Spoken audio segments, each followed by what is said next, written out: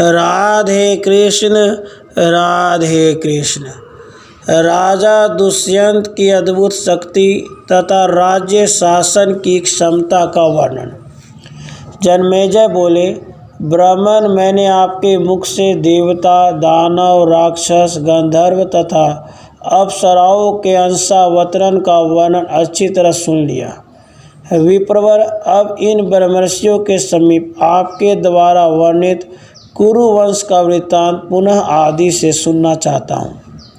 वैशंपायन जी ने कहा, भरतवंशी शिरोमणि, पुरुवंश का विस्तार करने वाले एक राजा हो गए हैं जिनका नाम था दुष्यंत।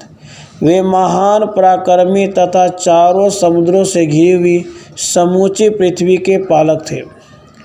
राजा दुष्यंत पृथ्वी के चारों भागों का तथा समुद्र से आवर्त संपूर्ण देशों का भी पूर्ण रूप से पालन करते थे। उन्होंने अनेक युद्धों में विजय पाई थी। रत्नाकर समुद्र तक फैले हुए चारों वन के लोगों से भरे पूरे मलेच्छ देश की सीमा से मिले जुले संपूर्ण भूभागों का वे शत्रुमर्दन नरेश अकेले ही शासन तथा संरक्षण करते थे। उस राजा के शासन काल में कोई मनुष्य वर्ण संकर संतान उत्पन्न नहीं करता था। पृथ्वी बिना जोते बोए ही अनाज पैदा करती थी। सारी भूमि ही रत्नों की खान बनी हुई थी। इसलिए कोई भी खेती करने या रत्नों की खान का पता लगाने की चेष्टा नहीं करता था। पाप करने वाला तो उस राज्य में कोई था ही नहीं। नरश्रेष्ठ सभी लोग धर्म में अनुराग रखते और उसी का सेवन करते थे। अतः धर्म और अर्थ दोनों ही उन्हें स्वतः प्राप्त हो जाते थे। राजा दुष्यंत जब इस देश के शासक थे उस समय कहीं चोरों का भय नहीं था, भूख का भय तो नाम मात्र का भी नहीं था। इस देश पर दुष्यंत के शासन काल में रोग व्याधि का डर तो बिल्कुल ही नहीं रह गया था। सब वर्णों के लोग अपने अपने धर्म के पालन में रत रहते थे। देव आराधन आदि कर्मों को निष्काम भाव से ही करते थे। राजा दुष्यंत का आश्रय लेकर समस्त प्रजा निर्भय हो गई थी। मेघ समय पे पानी बरसाता और अनाज रसयुक्त होते थे। पृथ्वी सब प्रकार के रत्नों से संपन्न तथा पशुधन से परिपूर्ण थे। ब्राह्मण अपने वर्ण आश्रम उचित कर्मों में तत्पर थे। उनमें झूठ एवं छल कपट आदि का अभाव था। राजा दुष्यंत स्वयं भी नवयुवक थे। उनका शरीर वज्र के सुदृढ़ दृढ़ था। वे अद्भुत एवं महान पराक्रम से संपन्न थे।